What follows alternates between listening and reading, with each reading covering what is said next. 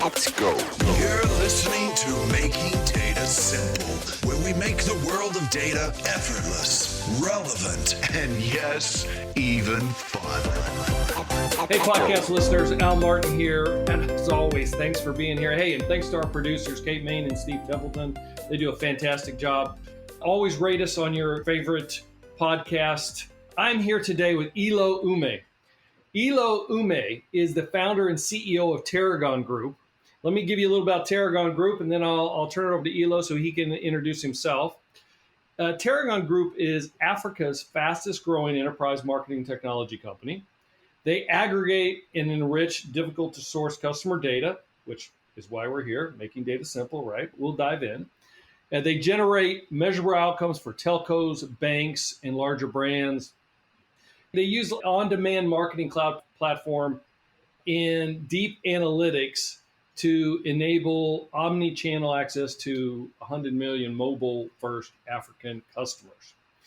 Elo's going to explain what all this means. Elo, I saw your bio, and it's a great picture on your bio, by the way. You've got this little smirk like I'm going to take over the world. So I look like you're ready for business. I love it. So, hey, thank you for being here. I greatly appreciate it. We're going to dive into a number of different areas, but why don't we start with your personal bio? If you could give us your experience, let's go from there. Great, Al. Thanks very much for having me. And great job you're doing with the podcast. Data is like super topical. Everybody's talking about it, but very few people understand it. I think it's one that when you break it down, when you talk about it, it's making data simple. So how do we get folks to both talk about it and understand it? And I think understanding it is very different for different markets. So I'll share an African perspective if you give me with this opportunity today. I'm going to who I am. I have worked in mobile for 20 years. It's going to be 20 years probably next year. It's been like, when I think about the first day, it's like yesterday. And why is that? Because I absolutely love what I do. I've worked at a startup, part of the founding team at a startup, took it public in Nigeria, left there, had a brief stint at the IFC, and then I founded Terragon 12 years ago. It's been a roller coaster. Terragon, we help companies. The mission at the time was born from the smartphone, first of all. As soon as I saw the iPhone in the summer of 2007, I figured that media was going to aggregate to mobile. I was head over heels trying to figure out what the solution would be in Africa. It's taken me 12 years, considering that I've been running for 12 years head over heels. I should be exhausted by now, but the passion for what I do is incredible. Over the last few years, we kind of like pivoted the business slightly rather than focusing on just platforms. We started to go more micro, and what is driving that micro is smartphones, right? Phones get smarter, digital footprints start to stick, and that digital footprint is really data. How do we organize that data? How do we make sense of it? And how do we extract value from it? It's really what we do. That's what we focused on over the last 3 years or so. I went to school in Nigeria. I have an MBA from IESE in Barcelona, undergrad, Lagos State University. And I think I understand Africa, at least the Africa telco landscape and the African marketing tech and communication landscape fairly well. And with the help of my colleagues and the larger Terragon team, it's been great. No, that was great. I do want to dive into Terragon, but you say you should be exhausted. How are you keeping all your energy? What keeps you up during the day? What keeps you going? What keeps me up during the day is the sort of problems you're solving, right? We're not looking across the Atlantic into the US to figure out this is how the US is approaching data. We are learning from those experiences. We're not looking across the Mediterranean and trying to figure out, oh, this is what Europe is doing. We are learning from those experiences, and we're looking inwards. We're paying a lot of attention to our market. And to pay attention to your market just is essentially empathy. Empathy takes a lot of time. Empathy is very revealing. Empathy is, you experience it every day. And it's from there that you find a lot of the fun comes, right? Because you learn new things every day. Rather than just looking out and copying stuff, you apply empathy to every challenge. We think that has been our DNA, solving for Africa. And We're making progress, taking a very unique approach. We're building a business that has no blueprint. With that, we're quite confident just from the gains that we're achieving, right? When we win, very small wins sometimes, but it gives us a lot of confidence to continue to push on with our unique blueprint. That really is the source of the zeal, the source of the energy to keep going. Have you always been a part of startups or new companies? Is that entrepreneurial spirit? Is that you? Did you start off in the enterprise and then make the switch? I have been part of, out of grad school studying business, I joined a startup, right? So I've been part of that, and I was there for 7 years. That was a roller coaster. That was a lot of fun. I left, had a small stint at a big company, but I was working by myself because I was like a consultant helping the IFC study mobile payments in Africa. That was my only experience at a big company before I went on to start Terragon. In terms of when you look at the duration, in between for both roles, right? At Terragon after the IFC and at Mtech before the IFC, I've stayed longest in startup environments. So that really may be my natural habitat. All right, sounds good. Hey, let's dive into Terragon. You must be doing extremely well. I'd like to hear about it. Something over 350 million customers? Is that true? Not 350 million customers, but 350 million addressable profiles. And when we consider that, what are profiles? Profiles are identities behind mobile devices. So when we look at that within the context of a continent that had 700 million mobile connections, that means we have about half of the mobile connections on the continent. We have access to about half of the mobile connections on the continent. That's a sizable addressable market, to put it that way, straight from strategy playbook, right? So it is one that is, if we unlock the full potential, it could be a lot of value. Businesses, for the consumers we're trying to reach. That is the mission we're on. And 2009 is when the company Late started. Is that correct? That's correct. Late 2009. So let's back up. What does Terragon, what's the name stand for? What's it mean? I get that all the time. Terragon is Terra. At the time we started in 2009, Terra was like, that was size and technology. So everything, if you wanted to talk about big data in 2009, it's terabytes of data. So we took Terra from that. That was a qualification to tell us, oh, this is the big opportunity.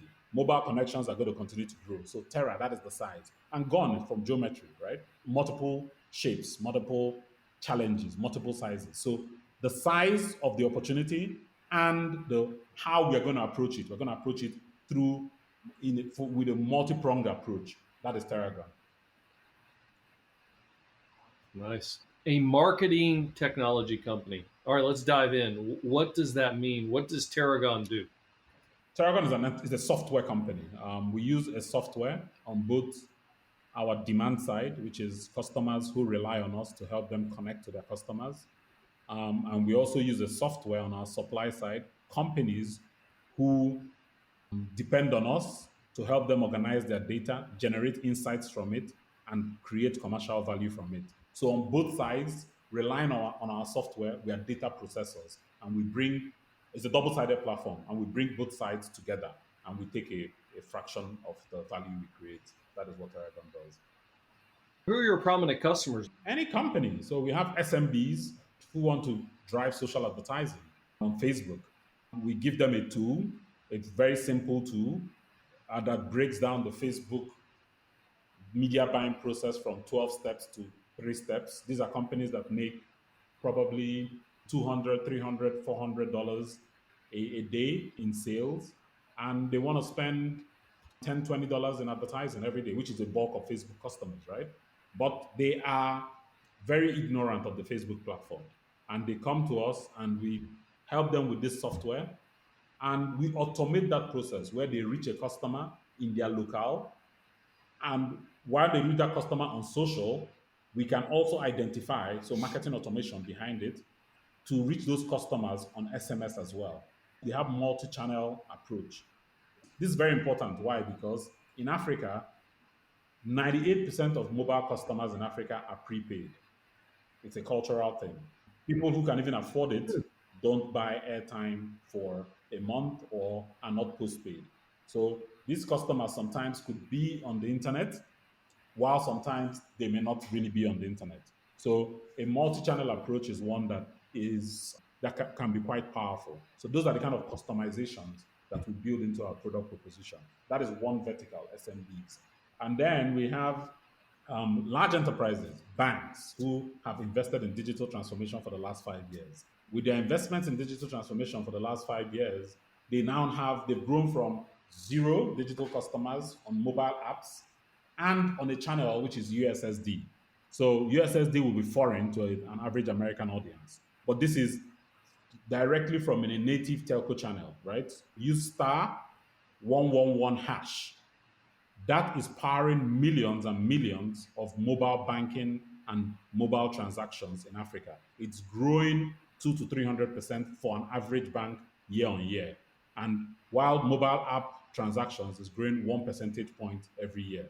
So you can see where all the traffic is.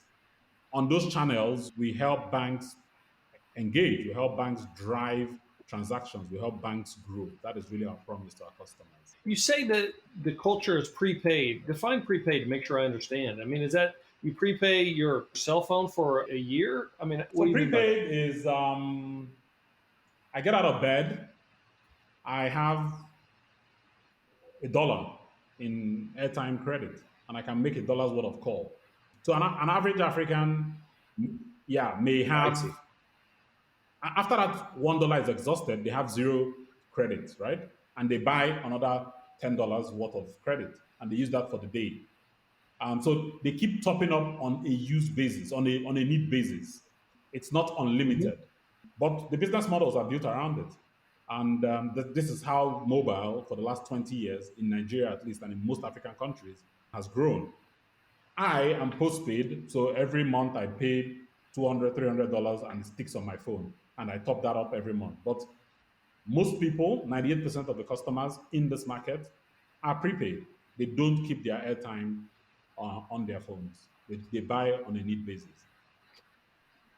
But how does that align with the banking transactions? I mean, what percentage of banking transactions are on the mobile phone? I mean, I'm trying to figure out, hey, if you're prepaid, you got $1, there's only so much time you have to do that banking transaction. So I'm trying to figure out how much is really done via the mobile platform versus alternative. Oh, that is great insight. That is great insight. And I think that listeners will get a lot from this, right? From this analogy, which you have just brought up. These are the things, these are the nuances, right? So we thought about this, we looked at how people use their phones. We looked at how banking is going into telco channels. People are not going to have data to always sign up to their apps. So let's stay with banks again for a second. A bank has two channels. It has a mobile app channel that is powered by internet data, and the customer is prepaid. The customer has no airtime. So how would that customer transact? Then secondly, the bank has a USSD channel. Until recently, that USSD channel has been free to access, but now it's paid for. So the bank needs to be able to generate insights that helps them understand what class of my customer, what class does this customer sit in? Is this class a customer that has airtime all the time? And is this class a customer that always we need to support with airtime, or we need to provide the service with airtime, additional airtime? Those insights, we bring the supply side. So we get the insights from the supply side. In this case, the supply side is telcos, to tell the bank that, okay, this customer would have airtime or sometimes doesn't have airtime. The bank can then make the decision to say, okay, I want to be able to take the cost of servicing this person's airtime so that the person can close that transaction, right? That's big data, simply put, because it's heterogeneous, two different environments, there's insights being generated. And then the second piece is, I don't want to take this cost. Why? Because this customer only transacts once in 6 months or once in 12 months. So that is not a profitable customer. So those are the kind of choices we try to help banks power. Let me see if I can restate this. This is exactly where I was going with that questioning. Does your company help provide insights such that a bank in this case could decide to help that client pay for airtime on behalf of their transactions because they'll get more banking transactions? Those are the sort of insights we drive. Yes, that's correct. Tell me about the internals if you could. I mean, so what kind of insights are you providing? I guess in extension to that question, is there an element of security here? I mean, there's got to be an element of security. Or do customers say, hey, look, again, for some form of compensation, we'll let you see, what we're transacting, what we're buying on the web, etc. So I don't know. I guess my question is twofold. What kind of insights and analytics are you getting? I guess it's threefold. What data are you using, and how does security play into it? First of all, their deployment. What I was explaining, what Terragon does, I talked about software on one end and software on the other end. On the demand side, which is in this instance, is the bank. The bank has a customer data platform from us. It ingests a certain class of customers, and we have API plugins into other infrastructure within the bank's environment. All this privacy compliant, or we check for privacy and we deploy on-premise. So we're data processors. So we're essentially processing that data on behalf of the bank, right? And then on the other environment, we go into a contract where we process, and the other environment in this case is the supply side, so the telco side, right? On that side, we have a data management platform that helps supply side, where we take queries from the demand side, going through our data lake, we interrogate our software on the supply side and generate the insights back. This happens, connections permitting, in seconds. And we come back to the client and tell the client, okay, this customer, these are insights we've been able to generate. This customer is high value. This customer is located here. And we enrich that with what we get from the bank. The bank says, oh, the same high value customer buys airtime sparingly, needs to top up airtime now, or in some cases, that customer is running low on airtime. We use AI to tell the bank that this your customer is running low on airtime. Let's top that customer up. Let's give the customer airtime. So being proactive rather than being reactive. So we think, first of all, privacy, which is inherent in the security considerations, and we try to limit as much as possible how much interaction we have with the public cloud, right?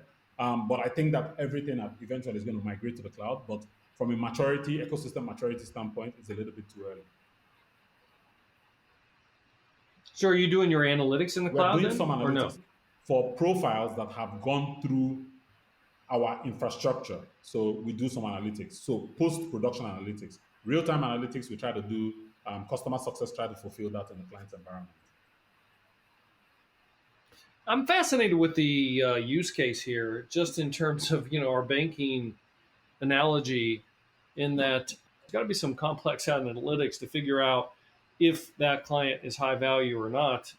I mean, if I'm to pay for their airtime, they better return in banking transactions. The thing I'm struggling with is, I guess what I'm trying to say is, I think there would be a lot of folks that I'd be fearful of paying for airtime, and I'm not going to get the return on investment, I guess is what I'm saying. So there's got to be great analytics. Absolutely. Like a simple example is 98% of mobile customers run out of airtime because they're prepaid. What are the parameters to help me determine if this customer is high value and if I should spend a cent, 2 cents, 10 cents communicating with this customer in a proactive way to get that customer to recharge, to buy more airtime? Those are decisions that our analytics team, our data science team, try to come up with, right, for clients. While on the other hand, the guy who is not doing as much today in a particular bank K's environment, could be the same customer that could become high value tomorrow, or could be the same customer that is high value in the telco's environment. Therefore, there's a disconnect. That means his banking is being done somewhere else. So how do we bring that insight to this bank? Because that is an acquisition target, potential acquisition target. So those are some of the insights we also try to generate. What kind of insights are you providing to telcos themselves? Our telco business is still very early days. We're doing more of relying on more heterogeneous data. On the telco side, we are just building out our digital natives business, which is where the telcos will come in. So for instance, an example would be the guy who buys a beer and who bets on the telco environment, because the betting guys run their digital campaigns or use the digital channels on the telcos, rely on the digital channels on the telco to get bets. And he also buys a beer, potentially would be attracted to a product is about American football. I can see the Kansas City hat, behind you. Um, Yeah. nobody watches American football here, full disclosure. But for soccer here is huge, right? There can be a product, a soccer product that can be sold to that customer because he places bets every weekend. He has a beer in a particular place or whatever because we know from our other customers and we have processed that data, we have that insight, and we can upsell him to a product that the telco is offering, a digital product, for instance, an app or a game. These are some of the options. What kind of technologies is Terragon using? I mean, you talked about AI, you're using machine learning. What other technologies can you speak to? So first of all, data analytics is one that we recognize across the world. Everybody's solving for data, and talent today. We're all trying to hire from a finite pool of talent. We have a base in Bangalore where our data science team is, well, it's a mix because we have on-prem guys in Lagos and in Nairobi in our different markets. But the guys who write the code, who do the R&D, who make sure that the infrastructure can support the amount of data we're carrying, they use Python, they use R, Elasticsearch. These are all technology that we deploy from the pool of talent, which is becoming very, very limited. We continue to try to figure out how we can stay at the cutting edge because if you're not giving these guys exciting challenges, that's the data science, the data engineers, the software engineers, the work doesn't stay. It's not exciting to them, and they move on to other things, right? So I would say we're in the mainstream tech. We manage our sprints with GitHub, with Jira, with all the stuff that we everybody else is used to. That is what we do. Maybe we may be 24 hours or 48 hours behind the rest of the world, but I think we're fairly up to date. Are you still venture capitalist funded, or are you cash flow positive? Are where does the company sit today? So we're not cash flow positive yet.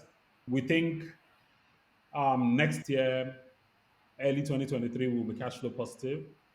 We raised a Series A in 2018. At the core of it is how do we win in the biggest markets on the continent? How do we maintain our dominant position in the biggest markets on the continent? Become a much more sustainable business. So a couple things you said early on intrigued me or fascinated me or in terms of added questions. One is you said, look, when the smartphone came out, which is what, 2007, something like that, everybody else was thinking about using the smartphone and playing apps, and you were thinking, boy, I could build a business around smartphone. So within 2 years, like 2009, you started Terragon. What was it about the smartphone that gave you the itch to say, look, I got to go out on my own and we got to create this company? The market, that's really what gave it up for me. I saw the smartphone. I knew that power was not 24/7. I knew many people didn't have a laptop or a desktop at home.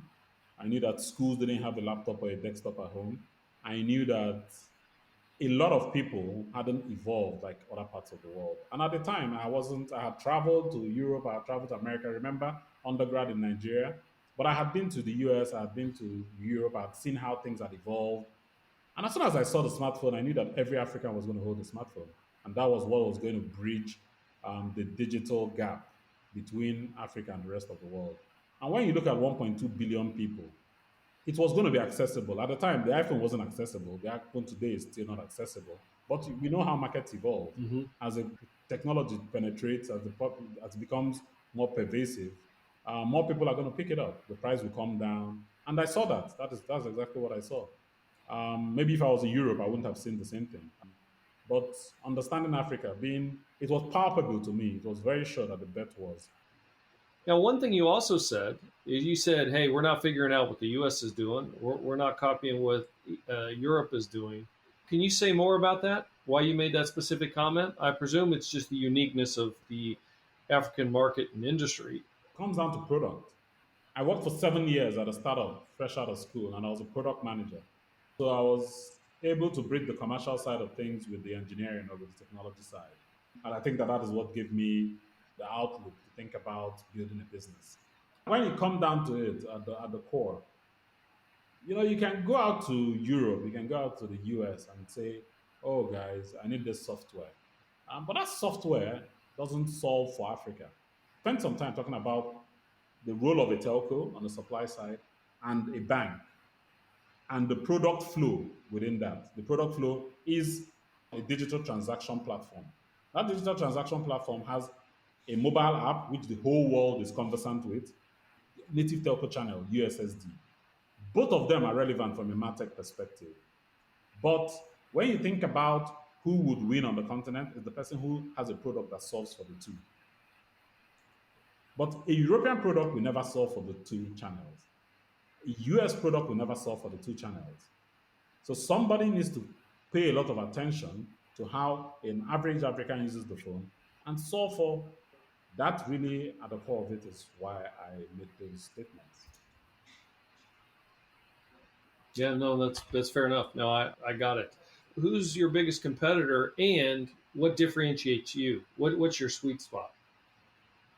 I think our competitors, we need to dimension them or dissect them across our value chain. So on one side, we have a software on the demand side, which we can call a demand side platform, just for lack of a better Mm-hmm. classification. And then on the supply side, we have another platform, which you can call a supply side platform. We have a different set of competitors on the supply side. We have a different set of competitors on the demand side. In between that, at the platform layer, so when the two sides come together, we are trying to build out a cloud platform, right? So at the cloud level, we have Mm-hmm. the likes of, we won't call them competitors, but we will call them, friends of the business, people that will help us get to where we want to get to. The likes of Salesforce, the likes of Adobe, the likes of Microsoft. And some of them we talk to today, some of them we work with. While on the SSPs or the supply side, there's a cross section of competitors on that side. From the regular SSPs like Magnite, Immobi, and Co., which is more web based. We are coming with both web and we're also coming with telco inventory, which we're driving directly, which we're connecting directly to. So that makes our own connection very seamless. And then we go on the demand side because we have a distributed software that solves for the native concerns, the inherent needs of the African consumer.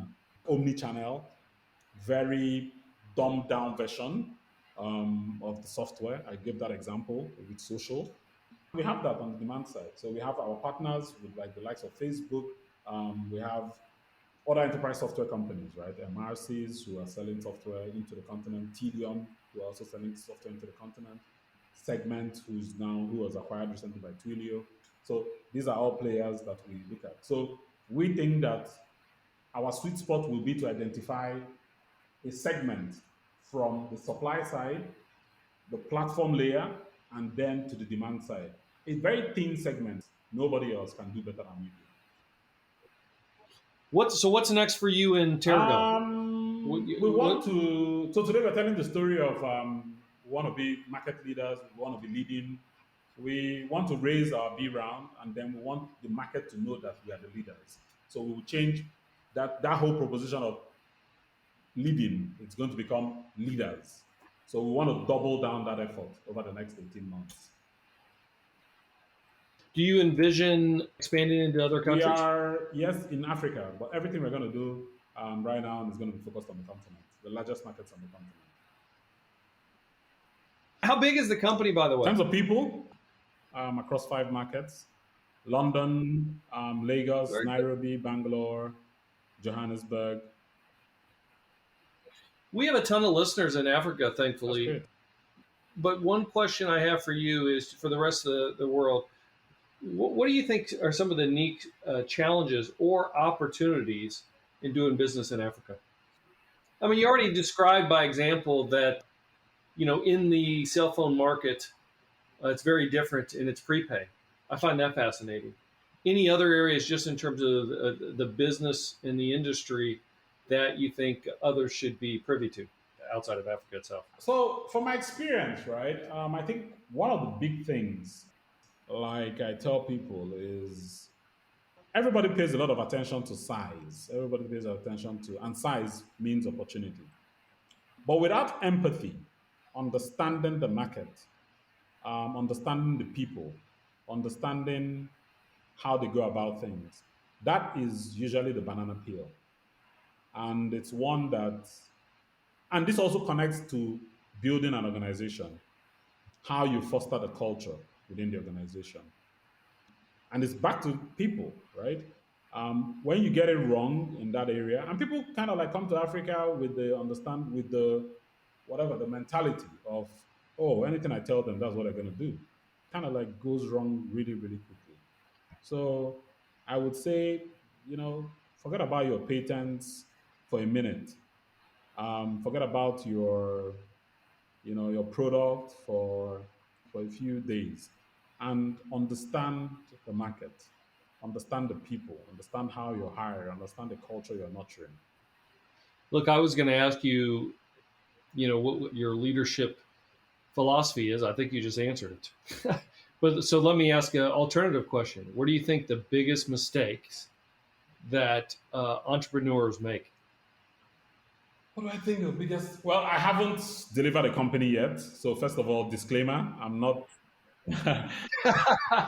Well, look, you're doing pretty damn well. I'd say, look, 300 profiles, 350 million profiles is half the market, at least is what you described. That's pretty impressive. We're working on it. We're working on it. But if I was to take my 12 years experience building Terragon, I would say that I'll say back to my former point, right? Yeah. I think first of all, you need to pay attention to the people.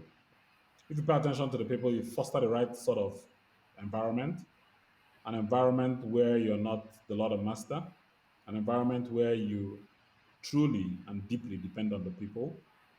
They will go overboard for you, and you in turn will draw strength from them, and collectively be on the path to building something really interesting. Very nice. Hey, look, this has been extremely informational for me. Anything that you wish I would have asked that I didn't ask? I actually liked it. I was a bit nervous about how deep the background is IBM, but then I thought about making data simple, so it's not going to be so technical. So that's the whole key. I got buddies that listen. They say I didn't understand a damn thing, so I'm trying to keep it at balance so that the audience can appeal to everybody, technical and non-technical. Hopefully, we did that today. Hopefully, we did that today. Does where can listeners reach out to you or learn more about www.terragongroup.com, and I'm at and they can reach out to me on Twitter, on LinkedIn at eloumeh.com. Elo Umeh, yeah, compound, so no dots. Thank you so much. I was going to finish with a little game, but I think I know the answers now, having heard most of this, the podcast here. I was going to talk about, we usually do like, would you rather? So you got to pick a side or not, but I know the answers to these already. I guess I could hit a couple. I'll give you an example, like desktop or mobile phone. You're going to say mobile phone. Yeah, it's too easy. Now that we know you, it's the answers are there. Startup or established company? Startup. Of course, those are easy. So let me ask you this. What do you do for fun, man? Soccer. Football. So not American football. I actually you made that clear earlier. Like you guys were in the finals last year, right? Absolutely. Yes, we were. See, I knew you were the secret closet American football fan. And if it wasn't for Tom Brady, you guys would have won, right? Well, yes, yeah, but we won the previous year, so I'll take that. Yeah, Tom Brady. I guess you know what? I have to call him the GOAT now, the greatest of all time, because he won that. I thought it was always the coach, but then he went to another team. But I do have an appreciation for the real football. So here I'll ask you a question. This is what I ask all my team: who's better in their prime, Messi or Ronaldo? I am all for Ronaldo. Man, you know what? About 5 years ago, people were saying Messi. Now they always say Ronaldo. I am all for Ronaldo. I'm on the Ronaldo bandwagon. I don't like the team he's moving to today, but I'm all for Ronaldo still. I think. Who is your team? I support Arsenal. Yeah. Now, how did that come about? How did that come about? Well, first of all, I think they're a London club, and I grew up in Lagos. I went to school in Lagos. So the first place I go to, most average African or Lagosian will first of all travel to London. And the part of London they're based is not London. And they had like an iconic Nigerian playing for them for a while. And it kind of like built my affiliation. And somehow they haven't been doing too well recently, but that's my club. I've invested a lot in them. And but that's how it came about. My first trip to London, I was in North London, and I went to the Arsenal Stadium, and I had already been watching Arsenal on TV. So that's how it came about. And there's one of my very senior mentors and business leaders who is a big avid Arsenal fan as well. So we used to go to his house to watch games. So we invested a lot in them. At the time, they were doing very well. Sign of a true fan. Look, on my side, everybody knows the Kansas City Chiefs now, but before 2 years ago, they hadn't won a championship since before I was born. So. You can tell. Yep. All right. Hey, thank you for being on the podcast. I learned a lot. Look, it looks like you've got a very bright future with Terragon, and you got the priorities right, particularly when you're talking empathy and people first. So thank you for being on the podcast. I can't thank you, Al. Thanks for having me. And thanks, Kate, for making it happen. Thank you, podcast listeners. And all feedback on almartintalksdata@gmail.com. We'd love to hear from you. Thanks, and I'll see you on the podcast. Thanks for listening to the Making Data Simple podcast, where we make data fun. Be sure to visit ibmbigdatahub.com/podcast to access the show notes and uncover even more great episodes. Remember, the views expressed here are those of the host and its guests, and do not necessarily represent the views of IBM. Until next time, go over and out.